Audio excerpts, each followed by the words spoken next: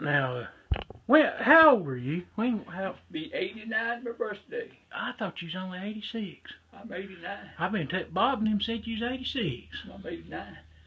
Okay, you Born in 1927. 1927. My grandma was born in 1923. I had a brother born in 1923, and he died in 2006. Yeah, she's a. Well, she could tell you a And lot. I've got another brother out in El Paso, Texas, born in 1935. He's 81 to his birthday, and How long you been beekeeping? since 1944. That's a long time before I was around. March of 1944. Wow. Gosh, I don't even know how long that is. I bought 5 stands off my grandpa. That's all he had, and he was old, and he wanted to sell them. And they was in round trees, every one of them. Where this come out, a round tree. That's 68 years, ain't it? No, 1944. 44, 56. That's 62 years. 62 years. Okay. 62 years. 56, 66, 72 years. That's 72 years. That's right. That's 72. I've had bees. I've been out one time for about 2 weeks in 72 years when I've had some bees. Oh. And I had a high at 139 high. Good gracious. That's more than anybody around here I know. Yeah, I had more than anybody in the county had it one time. How many cases of honey did you get off that many bees? Like? I canned well over 100 one year. I had one good year, real year in 72.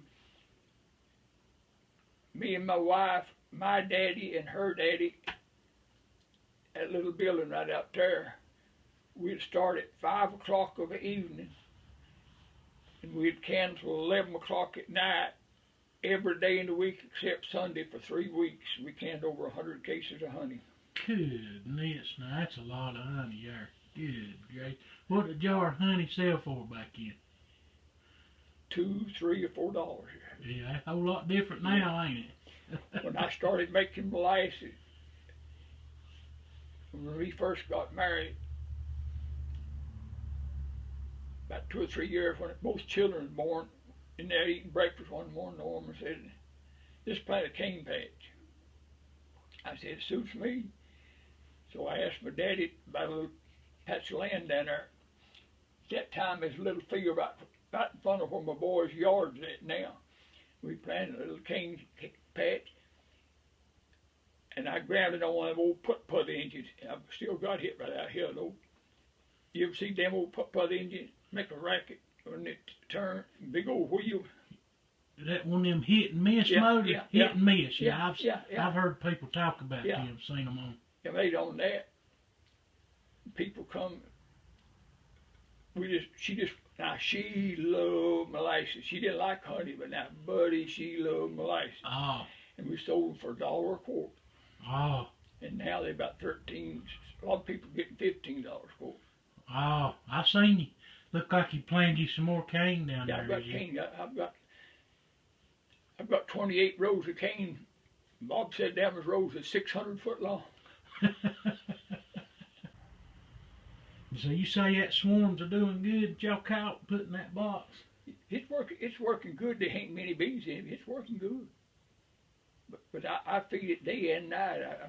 I've got some old honey, and I break up corn cobs so they won't get stuck in it. And I don't give them much of the time, and they'll eat it up. And I go 2 or 3 times a day, and I've got a little flat stick. I just stick it, or a little flat piece of wood, and I stick it down in a jar and get honey all over it. And I lay it on them cobs and let it run down in a little bowl. Sometimes that bowl will just be plumb full of bees. Eating that honey. Yeah. Yeah, that's good for them there, ain't it? Eat that honey. What was that you was telling me outside? Oh, about swarms alighting in a tree. What was that you was telling me about them swarms if they lit way up in the tree? They won't stay there long. Bob tried to help me shoot one out 3 or 4 years ago. We did try to shoot it out of a big swarm. We couldn't, but boy, it was, when we quit shooting, it wasn't long, it was gone. They won't stay in the sun neither, will they? They No. won't stay long in the sun. They won't stay. If they settle low or high, if they in the sun, they ain't gonna stay there. I guess they just can't take that heat and then balled up like that. Queen get too It hot. must be. But they get hot in them gun, but they won't. Now if they in the shade, 90% of the time they'll stay overnight. Boy, there ain't nothing like some bees to find the liquor still, are they? They'll find it. They'll find it quicker than you can. They'll find it quicker than you can. Was it you telling me about them over here? Running that man, making that liquor? Yeah. For bees? I had about 50 or 60 hives right up on the hill. And at times, there's a string of bees nearly big as your arm. It's A straight line. it's going straight to it and right straight back. God, my bees got plumb rich off of it. Man, he's hitting that. He's making that old sugar head, wasn't he? It wasn't in the honey season. They put it down to eat on. I didn't take it off to eat. It was Right. They put it down the bottom of it. But boy, they got rich off of that. Now they were really They going working. straight to that man still, wasn't they? Eating that old sugar head. That rut. The law it cut it. Well, they found it beforehand. They worked on it for about a week or two. And then next thing I know, the revenue busted it up. Law done got it. And then the bees quit. They probably followed your bees up there. They could follow them easy. I could have found it because you could stand out here and you could see this wall just going through the air all the time and coming back. I mean, the air was full. I guarantee it, boy. They getting rich off that stuff. I tell you, that's something else. They should have forgot the dogs and went with the bees. Well, back when you started beekeeping, y'all would use an old log, wouldn't you? And run a stick through it. And when I bought them, my daddy, he was a pretty good carpenter. He'd build a little platform around the top, and we'd put regular supers on top, but we'd leave that the gum, the log for them to live on, and then we'd set a super on top, and if they filled it, then we'd put another super on it. And I have bought them in this great old big square plank about that big, just straight up and down, this long plank, no racks. Just put a stick about as big as your finger right through the middle, and they'll build both ways. Build that comb off there. And they'll tie that comb to that piece of wood, go up and go down. They'll go either way. Seems like bees like to build down, don't they, Yeah. to start with?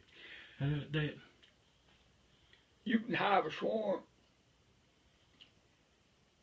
and put it in the gum. If you put 2 supers on it, they'll go to that top and come down.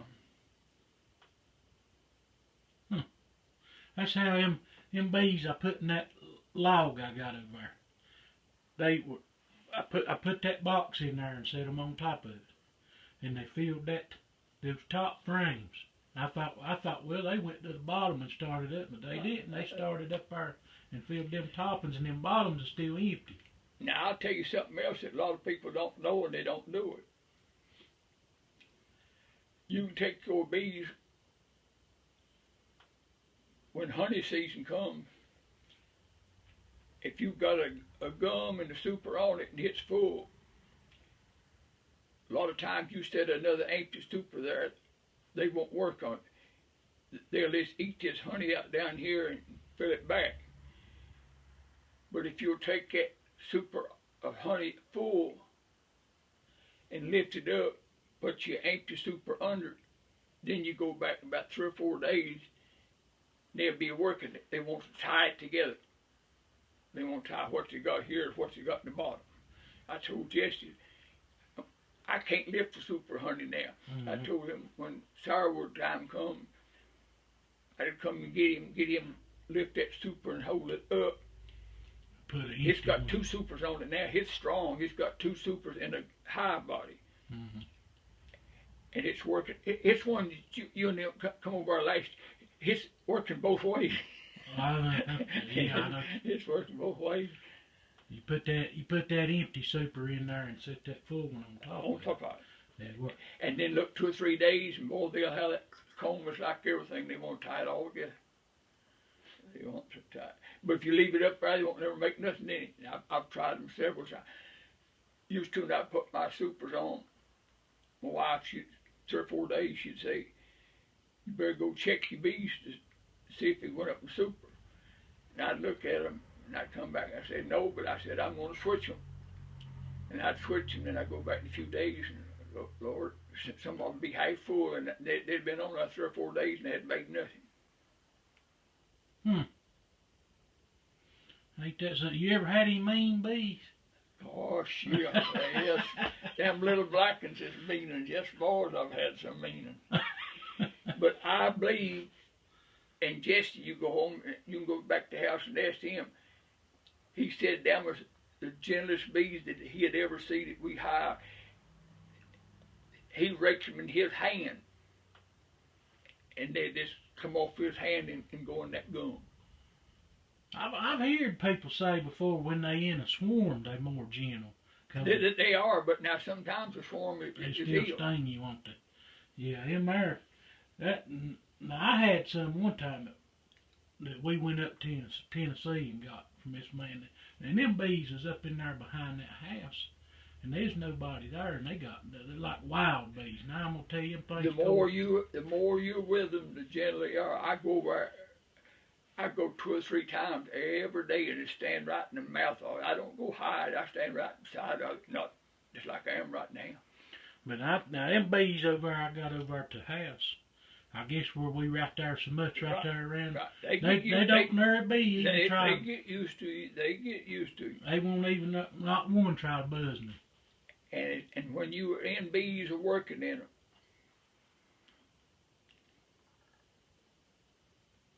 don't never go in them with sweaty clothes. The cleaner clothes and the whiter clothes you got, the gentler they are. And if you're drinking, they'll let you know.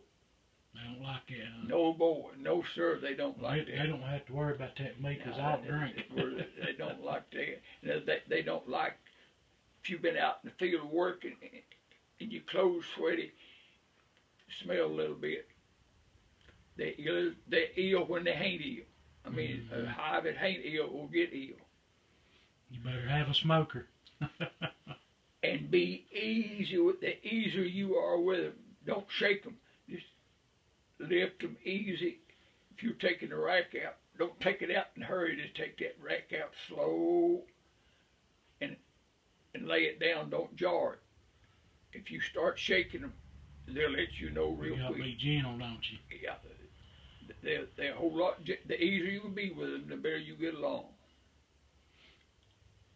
Now he had bees back yonder, and he had some of them little blackens come in there.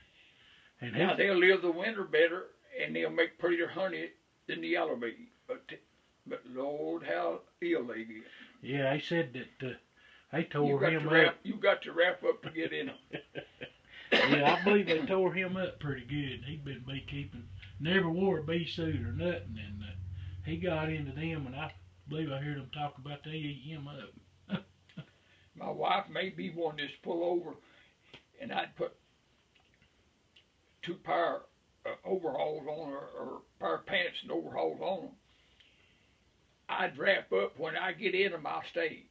Now, they won't run me. When I get in them, I'll stay. And you get old homemade tobacco, them great old big leaves, mash it up, make your smoke out of them, and they'll highball when you smoke them. Oh. People used to grow their own tobacco, and they'd twist it and grate it. My grandpa did it for years, and twist that up, and just carry it in his pocket, and just take a knife and cut it. Right. You take a little of that and wrap your little rag around it, put it down your smoker, give them 2 or 3 puffs right in the mouth. Then you take that lid off. You can work with them. They'll be gentle. Oh, If they ill, they'll be gentle when they get a taste of that. They can't stand that. that backer smoke done made Yeah, them. boy, that's the best stuff I've ever used. I've never used nothing no better. Huh. I ain't never had the privilege to try and do that. You don't hardly see many people around anymore. I started to say, I don't know where you'd find any Yeah, now. My grandpa growed tobacco every year. He chewed tobacco all the time. You don't hardly see nobody no more growing. Oh, the Lee's great old Yeah, big, I've seen them. Great old Down big there tobacco toward Shepherd's Crossroads, there used to be some Yeah. Backerville down in there. down in there, yeah. Yeah. When I was just a young boy, I used to trap a lot and set rabbit gum. I caught a mink and rabbit gum one time. And I stayed out of school. My daddy and mother hunted for me for 2 or 3 hours. I held it, put my foot on it in the creek cold, left it there, let it drown. I was afraid to get away. And my daddy hoped me scared it. I took it down to Lowe's. That was old man Lowe's daddy for all them boys down there, and he looked at me. I was a young boy. He said, "Young boy," he said, "I'll tell you what I'll do. I'll give you a $50 bill for that hide." And I took it, bought me a suit of clothes, and a shirt, and a pair of shoes, and had right smart money left. Now, if you had a mink hide, it won't bring $6, $7. It brought $50 back $50. in. I caught 2 or 3 for $50. A muskrat used to bring $7, $8, $9. I used to have traps set from up here where that pullouts right up here down to Deep Ford Hill. I caught a mink and didn't know. I mean, I'd never caught one They before. used to be. I caught one in this creek over here. Well, now they won't bring $6 or $7 Yeah, now. I did. They say people overseas quit buying them. They ship them overseas and they make. Women used to wear a fur coat around Right. in a coat. On the fur coat, and they wanted mink. I bet you thought you was rich. $50 back in. Yeah. I've heard my daddy talk about. Oh, He in the 1970s. That's more than they'd make in a week. Or right behind Darrell's building, right across the creek, my daddy had a yoke of steers. And I plowed them all day. what was your daddy's name? Louis. Louis Taylor. Yeah. I plowed all day and furnished the plow and the steer for $1. 10 cents an hour, plowed 10 hours. In that field, it's grown up in trees now, right straight across the creek where Darrell's building's at. Goodness. Y'all know what work was back in them days anymore. But And I used to dig star root when it's so bad we couldn't work in the field. I've heard of that. Yeah, and pull leaves and sell them. Just any way to get some money. Beetwood leaves. Yeah. I did that. Yeah. And Bill's daddy up there, he used to run a sawmill when he lived in that house. And my daddy done the logging. I didn't know that. He logged for him. And in the spring of the year, we cut white pines right over the hill, right here. I'd peel the bark, and I'd make more a day than my daddy would logging, peeling. Used to be an outfit out of Roan Mountain, Tennessee. They'd come every Friday evening and weigh your bark. Just made a round just like I did the produce truck. What'd they do with the bark? They had some use for it back then. Oh. But now you can't sell it. I didn't know that. I know I've heard of people stripping cherry bark. Yeah. You know. Sassafras. Yeah, cherry bark. I know they pay pretty good for that cherry bark strip. Now, they tell me now if you take it to Boone, a poplar tree that you get as much out of that bark as you will out of that log to sell it. On a poplar? Just a poplar. Take it to Boone. I didn't know that. Nothing. Have you ever had a bear? Anything getting to your bees? No, but now they'll really tear them up. Now let me tell you, they'll tear gum all to pieces. There's nothing that they love no better than it is honey. Yeah. They'll claw a tree all together if they're down where they can get to it. They'll claw a hole into them if they're in there to get that honey. But they'll take that paw and they'll knock a gum and tear the whole sides of it where you can nail it, and they'll tear that right apart and get that honey. Well, them 150 hives, I guess you got so busy you had to sell some of them, didn't you? Did you sell them? No, I would never sell one. Well, how much did you tell me you used to buy the hive for? 5, and then if he had 4 or 5 hives. When was that? What year was that in? When would that be in? That was starting about 1955. You buy one for how much? $5, and he'd give me the hiver, he'd give me the smoker, he'd give me the B2. For $5. And if he had any extra gums and supers, they went with it. Boy, I wish you could do that now. $5. $5. I see the little old paper, agricultural paper. Man Winston had 50 stands, wanted to sell them, and I called, asked him what he wanted for them. He said he'd take $250 for 50 stands. That's $5 a stand. Wow. I bought a whole truckload. But I got a man, we just stacked them on top of each other. Full of bees. Full of bees. Full of bees. Wow. What ended up? You just had to quit doing it? No.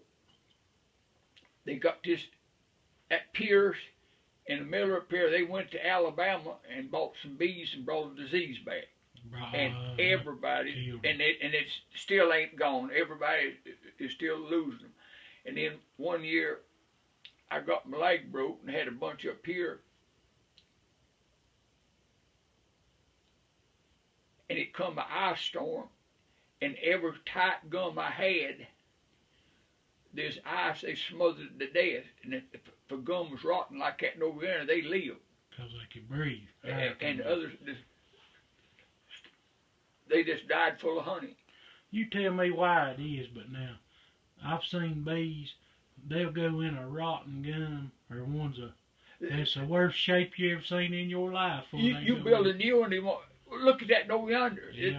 They've been... I don't have a whole lot, but what I got, I earned. I have too, but hands right what I've got, I work for. Yes, sir. I didn't see. That's the only way to do it. That's how it ought to be there. Too many nowadays want everybody else to pay for them and hand it to them, and it won't work for nothing. Now you talking about prices? I bought a mini power overhaul for 75 cents or 79 cents, and now power overhaul is about $40. Oh, well, I wish you could get. Of course, 79 cents back in. Take it. Oh, it was money back then. Yeah. You know, going right, it was money back then. Yeah. Used to buy a loaf of bread for a dime. Oh, what year would that have been in? Back in the 50s. 50s. And 40s. Wow. Yeah, you can remember stuff most people. Yeah, I can remember good about that.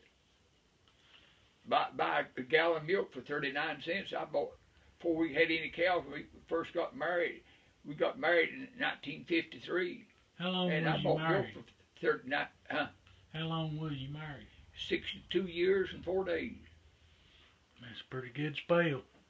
That's pretty. And she went to the field with me and worked the same as I did in the cane, in the corn, and everything else, and the potatoes. Now bees, they won't mess with molasses, will they? Well, they won't mess with that kind of stuff. When I was in service, before I was married, I had some bees before I was married. And they didn't make much honey, and my daddy had some old molasses. He put them out there to eat them, but they won't eat them much, but they're starving. But he said he mixed a little honey with them and got them to eat them and live through back in 1948. Now, when I first started messing with bees over here, I guess I messed with them probably around 20 years, not too long. But I didn't know about the honey. And I tried to process some of that honey, and some of it was capped, and some of it wasn't. And if it ain't kept, it's bad and sour. And They ain't got nobody, the water out of it. nobody told me yet. It ain't Nobody got the didn't water know. in it. It ain't got the water in And it. I put all that in there, and I mean, I had pretty good, quite a bit now, and I put it in there to strain it. And I put that stuff in jars, and it wasn't a week later. You could take that lid off, and that stuff was sour, smell, Right. every bit of it, bad, Yeah, every right. bit of it. I didn't know no better. That's what them bees does at night. A bee carries it in, and that hive you got where you can see them. That's what they're doing. They're fanning that water out of that honey, Drawing it down, making that honey thick. getting the water out of it. I guess if they don't, it'll ruin on them. Yeah. It'll ruin. And then they cap it and put that on there just like you would a lid on a jar, don't they? And they won't cap it till it's full. If they don't get enough to fill it, they won't cap it. I didn't know that. They won't cheat you. When that seal is on that cap is full of honey. It ain't half full. It's full. It's full, right? If it's half full, they eat it out and carry it somewhere else. I didn't know that. They won't give you short matter. I learned something new there. I didn't know that one. You'll never see them cap. If you cap it, there's honey in it. I'll tell you what though. I went over there the other day and I checked in that hive. I got an empty box beside my beehive. You know, just sitting up there in case of swarm or something. And I thought, well, I'll just check that box because now I have had hornets and stuff go in.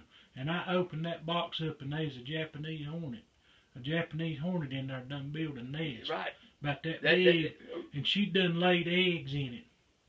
And had eggs in there and you can see the little worms. Now they'll eat a beehive up in no time. I killed her. I got rid of her. Now, I killed her in that nest. I ain't done it, but I've heard people talk about setting out with a gun and shooting them. But Bill over here said they shot him off his apple tree. Sat there and shot him with a pellet gun and shot them Japanese hornets until he said that Daniel filled up a gallon milk jug with the hornets off the ground that they'd shot off them apples. They love old rotten apple, and they love beehives. Yeah. Now I burned a tree out over here on old 16. Lightning hit an oak tree, and part of it fell out and broke, but it was holler halfway through holler. And I didn't know them Japanese hornets was in it. Boss man wanted the tree gone. He said clean it up and get it gone. So I packed some kindling in the bottom of the tree and set the tree on fire. When that smoke, you don't believe me, now I'll take you over there and you can ask him. When that smoke and fire got up top of that tree, I looked up there and there's bees, and it was them hornets, it was them great old big, because you can see them. Oh, God, and it burnt them thing, and there's a flying out of there on fire, and I bet you there's 40, 50 of them coming out the top of that tree. And ever since I burnt them bees out over there, that's been last year before last, I ain't seen near as many coming over here to the house. I believe it's coming from that tree. They go a long way. They go a long way. They steal some here. Now when you start grinding molasses, they're bad to come after that juice, and they'll catch them yaller jackets and bees at the meal. If a bumblebee or a Japanese hornet go in the beehive, they hunt the biggest bee, and if they found the queen, you go around and get your queen out that beehive. Tomorrow, the other bees will be eating honey out of it in one day.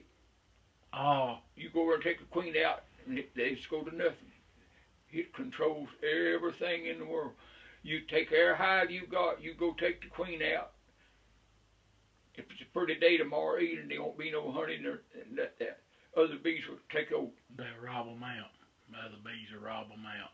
Yeah. And they'll fight till they die if they got a queen.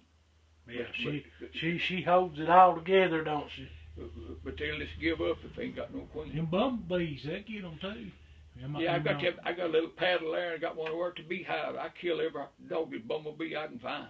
Is it the boring kind that goes in the wood? Yeah. That's the kind of grab them on it. Yeah. Grab them bees. Yeah. I didn't ever know that till I seen one trying to do it. Yeah, boy, they'll catch them flying. And then they'll go in the mouth of gum and get them. I've seen them go right in the gum. Oh, 'cause they're so big that the bees will tackle them, but they can overdo the bees.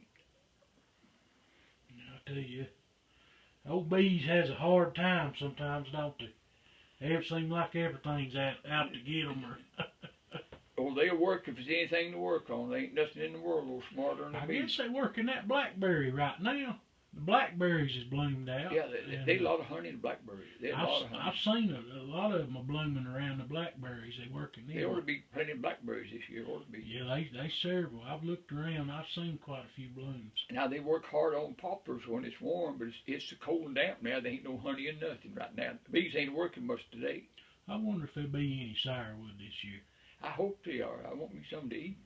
I know wasn't none last year. No. And I think it just goes by your area, because now man over here across the mountain, now, he had some. I can remember every year I used to make it, and now about every 7 years is about the only time I ever have any. About every 7 years. But now there's some people I haven't ever. I know that. I know that. They have it every time, won't they? Yeah. It just ain't real. Sourwood ain't plumb clear. No. It ain't clear. It's a tinted color. A reddish tint Yeah, to it. yeah. I've had it and I've seen it, and I've seen what some of these fellers are selling. It ain't the real stuff. Oh, sugar water. Now locust honey is better than sourwood honey. Now it's as white as that paper. Oh. But now you don't hardly ever get it. I ain't never had none of that. Now you take a sassafras tree, they about die out. And dogwoods, there a few dogwoods, but they're dying out. They ain't a reset. And then oaks, now oak timbers are dying out. Will a honeybee go to a dogwood bloom? No. They won't work a dog. And I've never seen them on a dogwood. And another thing, they'll work a ivy, but they won't work a laurel. I've never seen a bee on a laurel. Rhododendron, they won't do it. They won't work on Now, that. you know why? It's poison. I looked. Well, they say that ivy makes poison honey, but they make it to eat on, but they won't work.